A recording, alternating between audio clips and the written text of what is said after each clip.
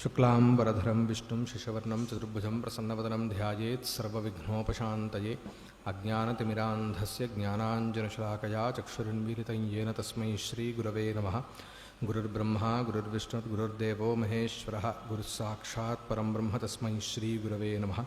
श्रुतिस्मृतिपुराणानाम् आलयं करुणालयं नमामि भगवत्पादं शङ्करं लोकशङ्करं शङ्करं शङ्कराचार्यं केशवं बादरायणं सूत्रभाष्यकृतौ वन्दे भगवन्तौ पुनः पुनः। नमः सर्वेभ्यः। स्वामिभ्यः अपि मदीयप्रणामान् वितीर्य यथाशक्ति यथामति च ब्रह्मसूत्रेषु वायुक्रियाधिकरणम् अधिकृत्य यथामति प्रस्तौमि।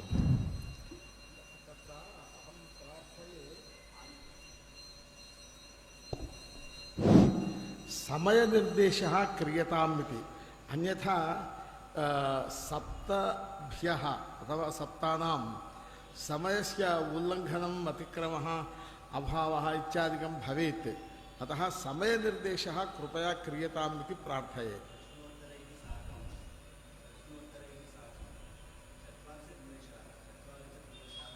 चत्वारिंशत् निमेषाः मम ततः भवद्दत्त घण्टाद्वयकाले द्विवादनपर्यन्तं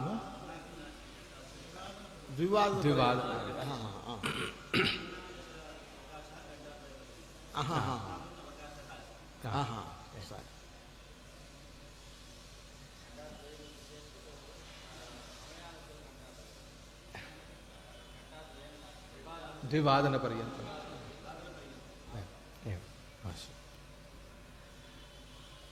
द्वितीयाध्यायस्य चतुर्थपादस्य पञ्चमम् अधिकरणं वायुक्रियाधिकरणम् इति। इदञ्च अधिकरणं चतुस्सूत्रात्मकम्। तत्र आदौ इतः प्राक् प्राणविषये विचारः आरब्धः चतुर्थपादे।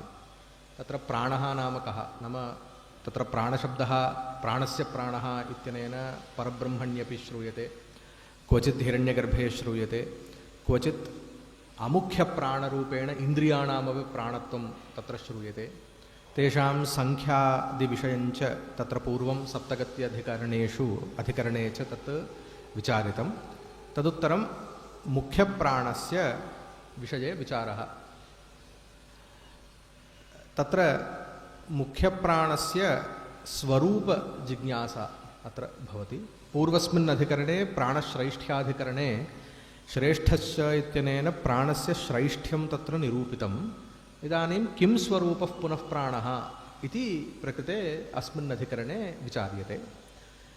अतः यः प्राणः स वायुः स एष वायुः पञ्चविधः प्राणापानो व्यान उदानः समानः इत्यनेन प्राणः वायुः इति श्रूयते।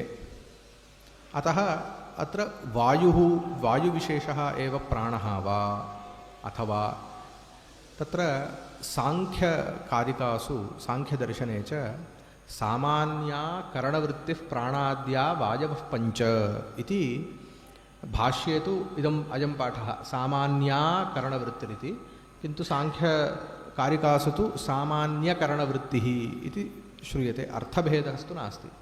तर्हि तत्र तु करणानां या वृत्तिः अस्ति सा प्राणः इति तत्र श्रूयते। अतः अत्र संशयः भवति, किं स्वरूपः प्राणः, किं वायुरूपः उत करणवृत्तिरूपः वा इति संशयः। संशये सति तत्र प्रथमं सूत्रं भवति न वायुक्रिये पृथगुपदेशात् इति। इन्द्रियाणि एकादशेन्द्रियाणि अत्र करणरूपेण अभिप्रेतानि, तेषां वृत्तिर्वा इति। तर्हि तत्र प्रथमं सूत्रं न वायुक्रिये पृथगुपदेशात् इति। नाम प्राणः न वायुरूपः नापि क्रियारूपः, नाम करणवृत्तिरूपः। किमर्थं पृथगुपदेशात् इति तदेव उच्यते। तत्र प्राण एव ब्रह्मणश्चतुर्थः पादः स वायुना ज्योतिषा भाति च तपति च इति श्रूयते। प्राण एव ब्रह्मणश्चतुर्थः पादः, सः वायुना भाति च तपति च इति प्राणात् वायुः पृथक् उपदिष्टो विद्यते। अभेदे सति पृथक् उपदेशः न सम्भवति, अतः तस्यैव कश्चिद् वायुविशेषः ज्योतिरूपः तृतीयान्ततया तत्र उपदिष्टः अस्ति। तस्य सः प्राणः वायुना ज्योतिषा भाति च तपति च इति तत्र निर्दिष्टं विद्यते। भानम् एवं तपनम् उभयमपि उभयथा क्रियते इति वा?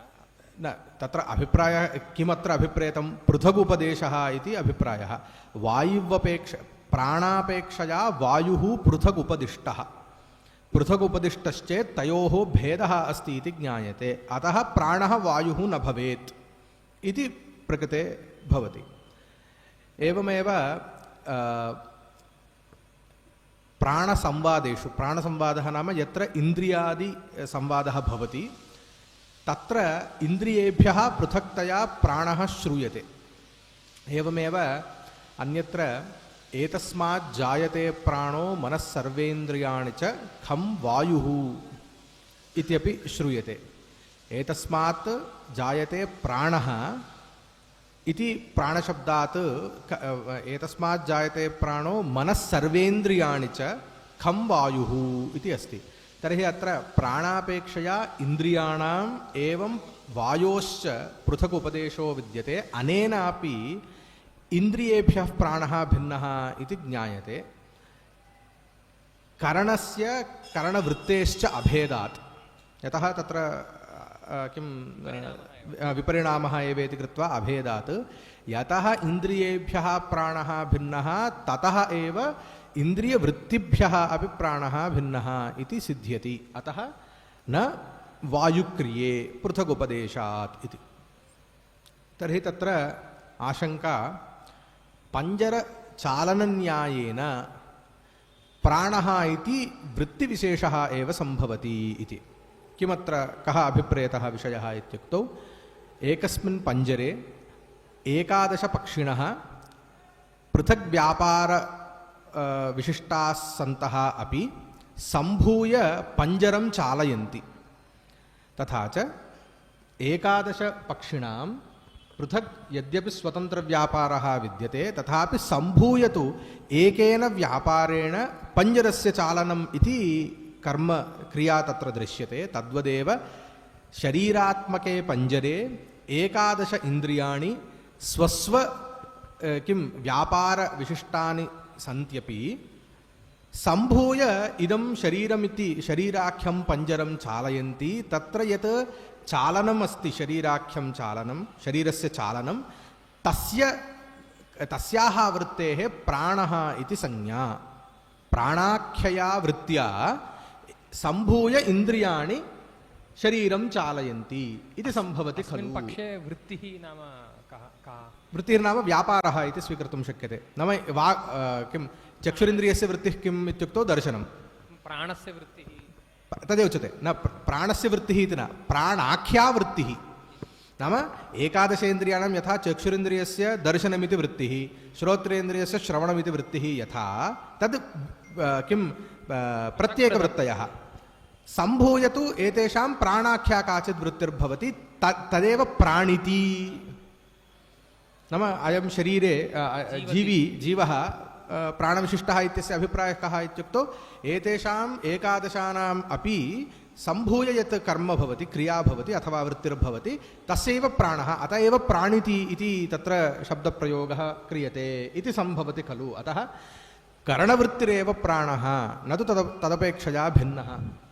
सम्भूय प्राणत्वं वर्तते चेत् प्राणै बहुवचनं प्राणः इत्येव। तदेव प्राणशब्दः नाम यदा तु बहुवचने प्रयोगः तदा इन्द्रियवाचकः सः, इन्द्रियपरः प्राणशब्दः। एकवचने यदा प्रयोगः तेषां सम्मिष्टिकर्मप्रयोगः इति तत्र पूर्वक्षिणाम् अभिप्रायः भवति। न साधारणतया तु ज्ञायते एव, यदि बहुवचने प्राणशब्दः प्रयुज्यते चेत् इन्द्रियमेव अर्थः इति तु प्रसिद्धमेव। इदानीम् एकवचने यत्र प्राणशब्दस्य प्रयोगः तस्मिन् विषये एव अयं विचारः। पूर्वपक्षिणाम् अभिप्रायस्तु कः इत्युक्तौ प्राणशब्देन तु सर्वेषाम् इन्द्रियाणां या वृत्तिर्भवति स एव प्राणः इति अभिप्रायः इति आशंका।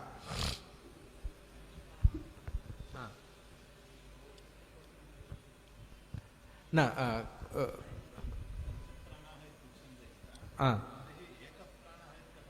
न उपनिषत्सु प्राणशब्दः यदा बहुवचने प्रयुज्यते तदा तु इन्द्रियाण्यत्येव अर्थः। पञ्चप्राण नाम पञ्चविधः इत्यस्ति। तत्र प्राणशब्दस्य बहुवचनं पञ्चवायूनां विषये नाम अवान्तरयः भेदः अस्माभिः उच्यते, प्राणापानव्यानोदानोदानः समानः इति।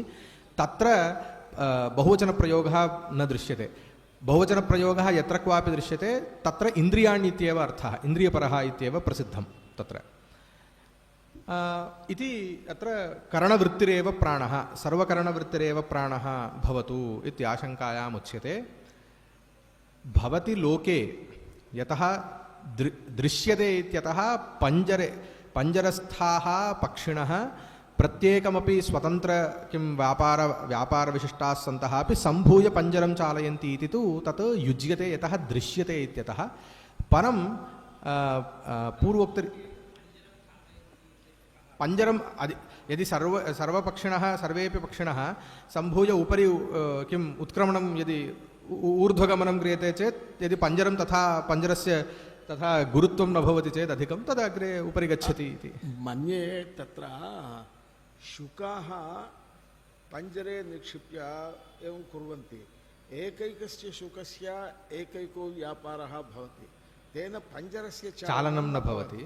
सर्वे शुकाः यदा व्यापारं कुर्वन्ति तदा पञ्जरस्य चालनं भवति। तद्वत् एकैकस्य इन्द्रियस्य व्यापारः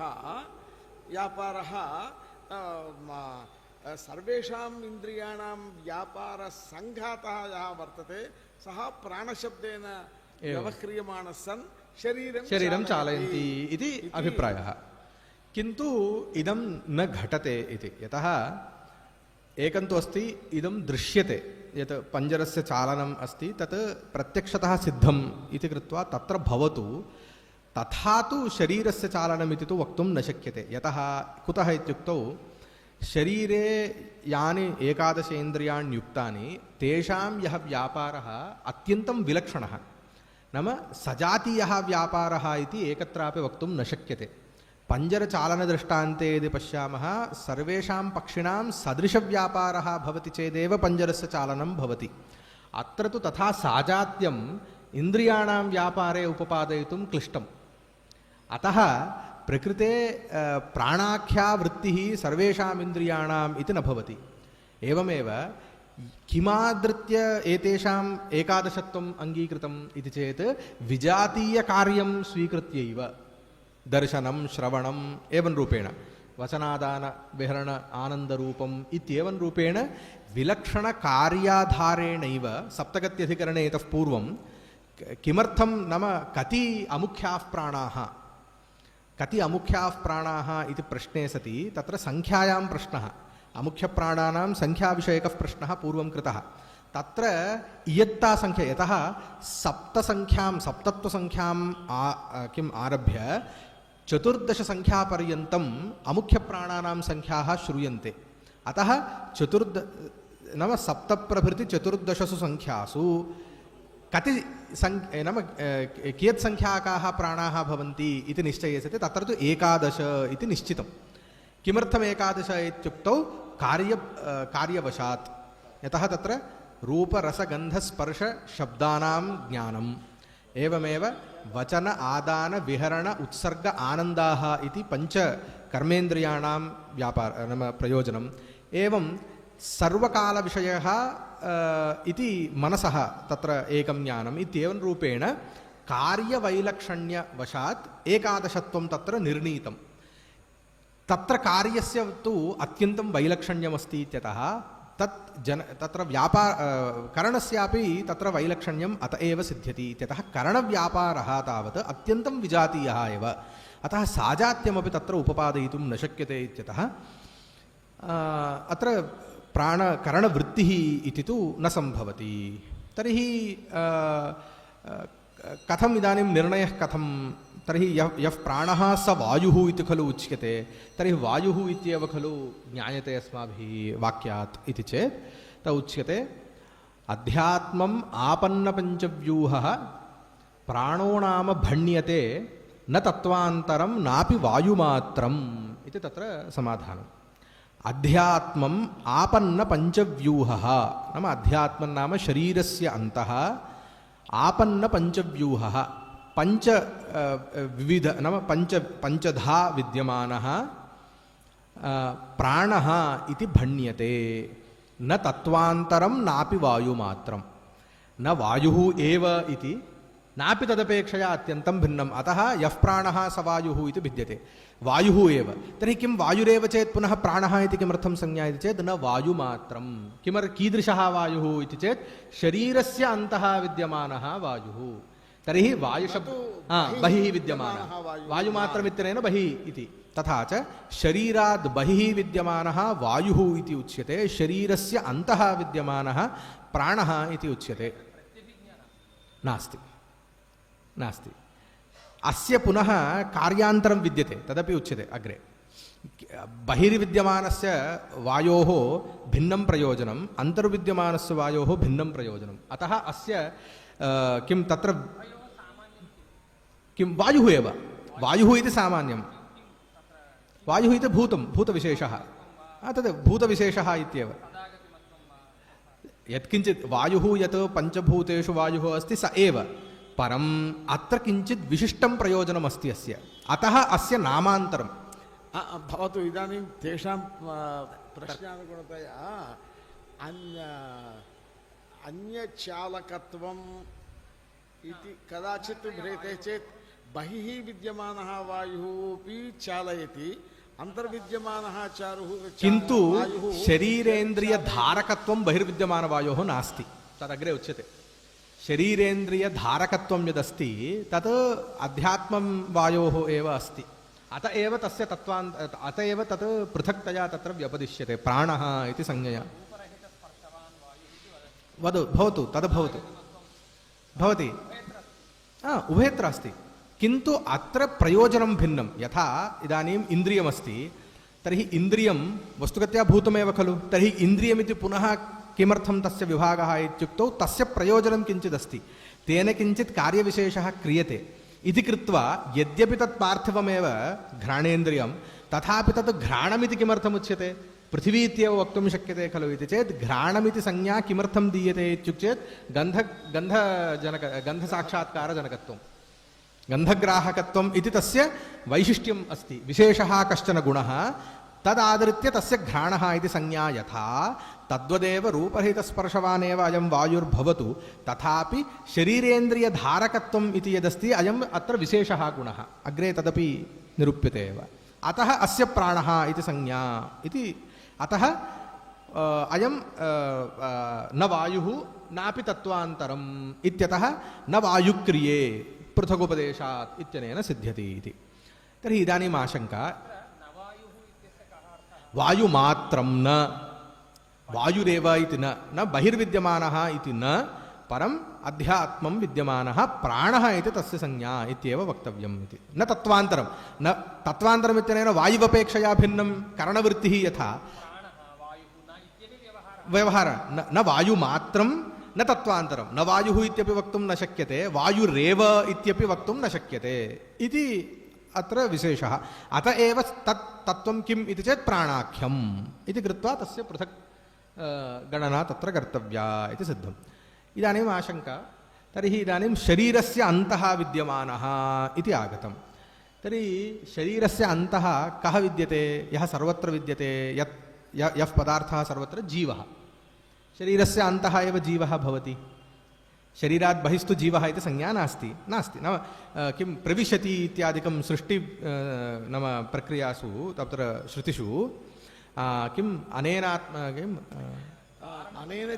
अनेन जीवेनात्मना अनुप्रविश्य नामरूपे व्याकरवाणी इत्यादिना शरीरस्य अन्तः एव जीवरूपेण नाम परब्रह्मणः प्रवेशः इत्युक्तं तथा किं जातं शरीरस्य अन्तः जीवः इति कश्चित् प्रसिद्धः स च स्वतन्त्रः स्वातन्त्र्यम् इत्यनेन प्रकृते कर्तृत्वं भोक्तृत्वं च अभिप्रेतं स्वातन्त्र्यं तर्हि इदानीं प्राणः अपि शरीरस्य अन्तः एव भवति, शरीरात् बहिस्तु नास्ति। यथा शरीरात् बहिः जीवः नास्ति तद्वत् शरीरात् बहिः प्राणः नास्ति।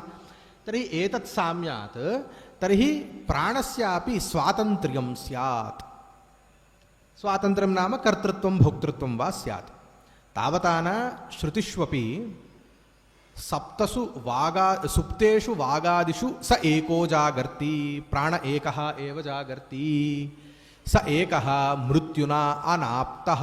मृत्युना इत्यनेन सुषुप्त्यवस्थायामपि इन्द्रियाणि सर्वाण्यपि तत्र विलुप्तानि चेदपि अयम् एकस्तु जागर्ति, अतः अयं मृत्युना न आप्तः इति। एवं प्राण एव इतरान् प्राणान् रक्षति मातेव स्वपुत्रम् इति। अस्य स्थितौ एव अन्येषाम् इन्द्रियाणां स्थितिः न, अन्येषां तदेव इन्द्रियाणामपि प्राणः इत्येव संज्ञा बहुवचनप्रयोगे सति। तर्हि इतरान् प्राणान् नाम अमुख्यान् प्राणान् अयं मुख्यः प्राणः रक्षति मातेव स्वपुत्रान् इत्यादिकं तत्र श्रुतौ अपि तत्र स्तुतिः तत्र ज्ञायते। एतद्वशात् अस्य स्वातन्त्र्यं ज्ञायते। तर्हि जीववत् अन्यः अपि कश्चित् स्वतन्त्रः भवति इति अनेन भवति इति तत्तु नेष्यते। तर्हि कर्तृत्वं भोक्तृत्वं च जीवस्यैवेष्यते न तु प्राणस्य। तर्हि एतादृशी आपत्तिः इति आक्षेपे सति द्वितीयं सूत्रं भवति चक्षुरादिवत्तु तत्सहसिष्ट्यादिभ्यः इति। तु इत्यनेन चक्षुरादिवत् तु इति तु शब्देन तत्र तस्य स्वातन्त्र्यं तत्र निराक्रियते। चक्षुरादिवत् प्राणः अपि चक्षुरादिवत्। चक्षुरादिवत् इति साम्यं किम् इति चेत्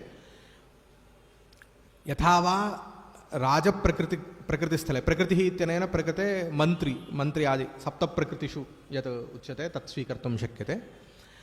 तत्र यथा वा राजोपकारकत्वम् अन्येषां प्रकृतीनां मन्त्री पुरोहितादीनां प्रकृतीनां यथा वा राज उपकारकत्वं तद्वदेव अस्यापि प्राणस्य चक्षुरादीनां यथा वा जीवस्य सर्वार्थकारित्वे उपकरणत्वं नाम जीवस्य कर्तृत्वं भोक्तृत्वं प्रति च यथा वा चक्षुरादीनि इन्द्रियाणि सहकारीभूतानि भवन्ति तद्वत् प्राणोऽपि जीवस्य कर्तृत्वे भोक्तृत्वे च सहकारीभूतमेव भवति इत्यतः अस्य स्वातन्त्र्यं नास्ति, केवलं सहकारित्वमात्रम्। किमर्थम्? न न न जीवः केन अन्तर्विद्यमानत्वात्, तत्र साम्यं किम् अन्तर्विद्यमानत्वात्, किन्तु प्राणस्य तत्र स्वातन्त्र्यम् इति नास्ति, किन्तु अयम् उपकरोति जीवस्य कर्तृत्वे भोक्तृत्वे च इत्यतः अस्य उपकारित्वमेव इति कृत्वा स्वातन्त्र्यं नास्ति। कथं तत् सह शिष्ट्यादिभ्यः, शिष्टिः नाम उपदेशः। तर्हि अमुख्यप्राणैः सह नाम चक्षुरादिभिः सह मुख्यस्य प्राणस्य उपदेशः नाम श्रूयते तत् सर्वत्र। यथा वा बृहद्रथन्तरशब्दः नाम बृहत् इति सामविशेषः, रथन्तरमिति सामविशेषः, अनयोः युगपत्प्रयोगः बहुधा दृश्यते। अतः समानप्रयोगवशात् सामत्वसाम्याद्वा यथा वा तेषां साम्यं तद्वदेव नाम तत्र सहप्रयोगः एव तत्र स्वीकृतः प्रयोजकत्वेन। तर्हि सहप्रयोगः सर्वत्र सहप्रयोगः साम्यम् उपदिशति नाम बोधयति द्योतयति। अतः अमुख्यप्राणैः सह प्राणसंवादेषु मुख्यस्य प्राणस्य उपदेशः सर्वत्र अस्ति इत्यनेन चक्षुरादिभिः सह अस्य साम्यं मुख्यस्य प्राणस्यापि साम्यं। कीदृशं साम्यं? कर्तृत्वभोक्तृत्वोपकारित्वरूपं साम्यम् अत्र ज्ञायते। अतः अस्य स्वातन्त्र्यम् इति आपत्तिर्नास्ति इति। तर्हि पूर्वोक्तरीत्या तर्हि भवतु। तर्हि इदानीं मुख्यस्य प्राणस्य स्वातन्त्र्यं नास्ति इति सिद्धं। तथापि इदानीं तर्हि अस्य कश्चित् विषयः तत्र विशिष्टकार्याणि तत्र सन्ति तर्हि प्रकृते कीदृशः विषयः अत्र दर्शनरूप तर्हि विशेषापेक्षा नास्ति। अहं किम् उत्कृष्टः अहं श्रेष्ठः इति तत्र विवादः आरब्धः। तदा आसीत् यस्मिन् उत्क्रान्ते शरीरं पापिष्ठतरमिव दृश्यते सवश्रेष्ठः इत्यनेन यस्य उत्क्रमणे सति यस्य अभावे सति शरीरात् बहिर्गमने सति सर्वमपि शरीरं नष्टमिव भवति तत् तेषु श्रेष्ठः इवष्टभ्य विधारयामि इति प्राणः उपदिशति। अतः मा मोहमापत्स्यथा एतस्मिन् शरीरे पंचधा विभक्तः सन् इदं शरीरं विधारयामि। तर्हि अस्य शरीरस्य स्थितौ भवतां व्यापारेषु च अहमेव धारकः मद्विना शरीरम् इन्द्रियञ्च कार्यकारी न भवति इति कृत्वा तत्र उपदिष्टं भवति। तर्हि अनेन ज्ञायते यत् किं विशिष्टं कार्यं प्राणस्य इत्युक्तौ शरीरेन्द्रियधारकत्वम् इति। एवमेव यस्मिन् उत्क्रान्ते उत्क्रान्तो भविष्यामि यस्मिन्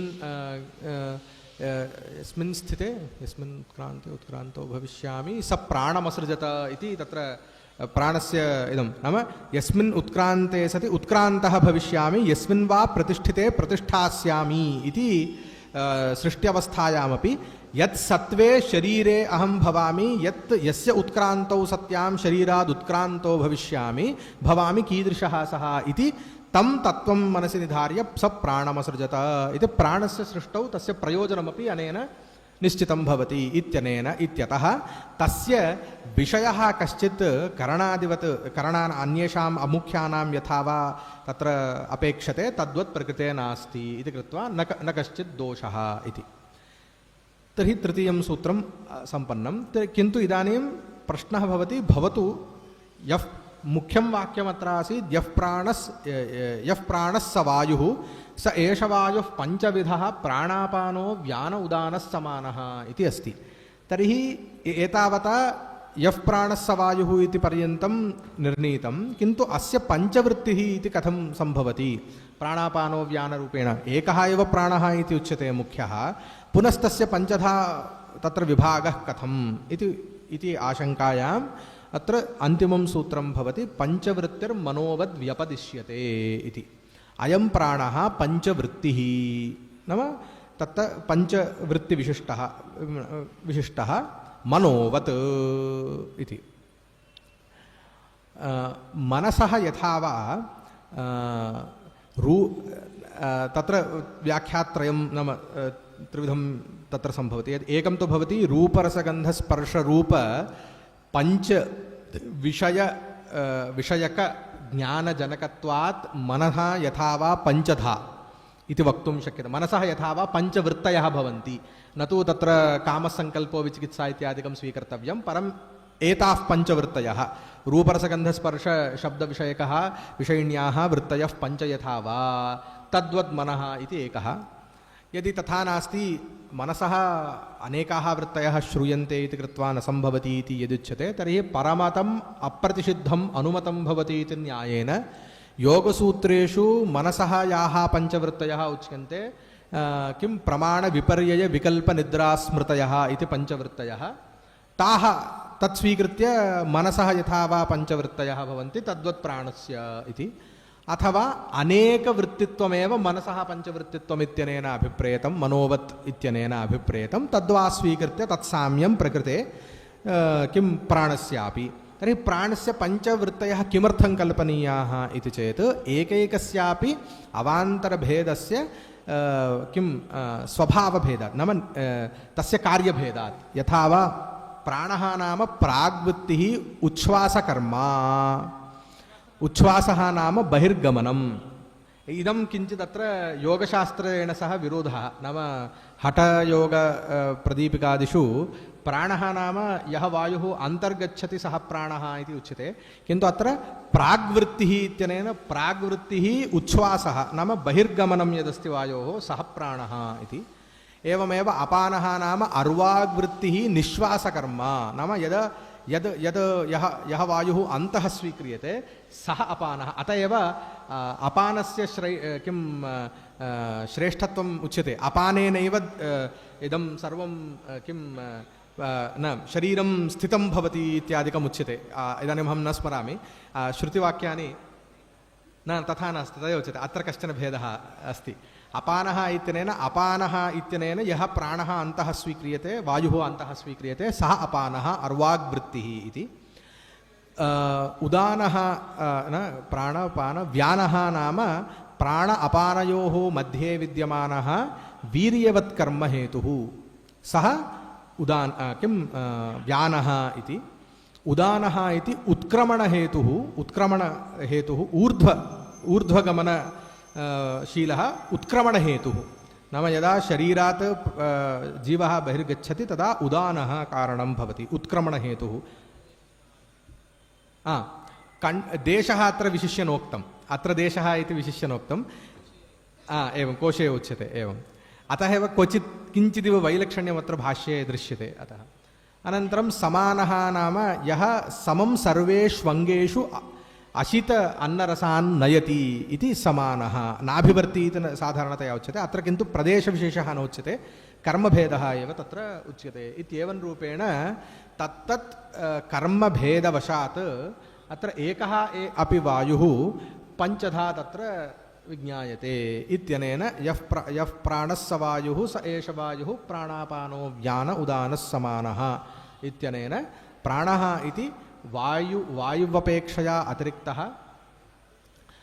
अध्यात्मं विद्यमानः पञ्चव्यूह आपन्नपञ्चव्यूहः इत्यनेन पञ्चवृत्तिविशिष्टः भवति अयं प्राणः अयमेव मुख्यप्राणः इति कथ्यते इति अत्र अस्मिन् अधिकरणे निश्चीयते इति विरमामि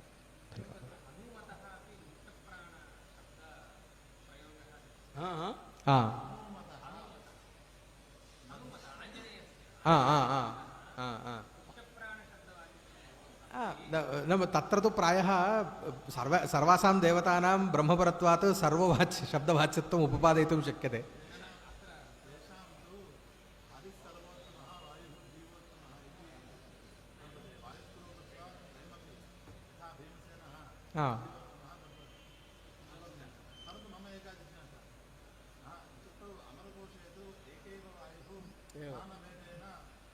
अत्रापि तदेव अध्यात्ममेव विद्यमानः वायुः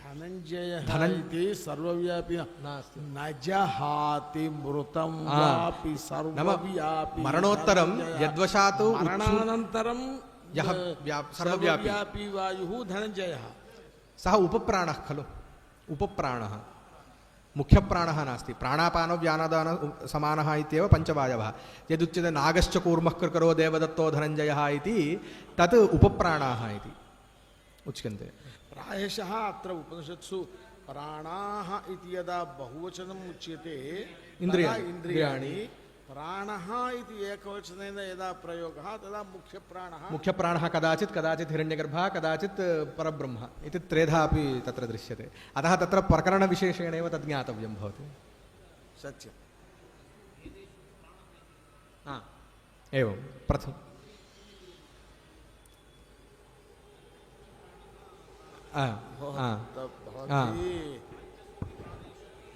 पुनः प्राणः इति अस्ति तयोः भेदः कः इदमेव खलु नाम सर्वत्र यथा वा किम् अनुगतः धर्मः प्राणत्वम् इति यथा वा उच्यते खलु किं सः प्राणः कुत्र भवति इति वा स्थानविशेषस्तु भाष्ये न उक्तः अस्माभिः अन्यस्मादेव ज्ञातव्यं किम् अन्यशास्त्रेभ्यः एव ज्ञातव्यं कोशे तु हृदि प्राणो गुदे पानः समानो नाभिसंस्थितः तद्वदेव स्वीकर्तव्यं किन्तु अत्र स्थानविशेषे तत्र प्रायः किम् उद्देश्यं नास्ति यतः हठयोगादिग्रन्थेषु चेत् तदपेक्षते यतः तदादृत्यैव तेषाम् अन्याः प्रक्रियाः भवन्ति इति कृत्वा किन्तु अत्र तु केवलं तेषां कर्म किं तस्य प्रयोजनं किम् इति आश्रित्यैव अत्र उच्यते इत्यतः स्थानभेदः नोक्तः तावता अनुक्तत्वात् न भवति इति तु नाभिप्रेतः इति मम भाति एवम् अनुक्तम् अन्यस्मात् अत एव अत्र उच्यते इदम् परमतम् अप्रतिषिद्धम् अनुमतं भवति इत्यनेन यः विषयः योगशास्त्रेण सह नाम अप्रतिषिद्धः तदत्र स्वीक्रियते, अतः क्लेशः नास्ति। केवलं मम तु कुत्र वैमत्यं दृष्टमित्युक्तौ प्राण अपानयोः लक्षणं यदत्र उक्तं तत् हठयोगादिग्रन्थेषु यल्लक्षणम् उक्तं तस्मात् विपरीतमत्र अस्ति इति अयं भेदः। निश्वासः बहिः, अत्र विपरीतमेव उक्तं। विपरीततया अपि वर्तते। अतः रत्नप्रभायाम् इदं विशिष्य उच्छ्वासनिश्वासशब्दयोः विशिष्य तत्र व्याख्यानं कृतम्। ऊर्ध्व किम् अन्तर्नयनं बहिर्नयनम् एवं विभिन्नतया एव तत्र आप्ते डिक्षनरी मध्येपि प्राणापानशब्दोः विवरणकाले एवमेव अदे उच्छ्वासनिश्वास विवरणकाले एव एवं विपरीतार्थोऽपि तैः रिकार्ड् कृतः। धन्यवादाः भोः।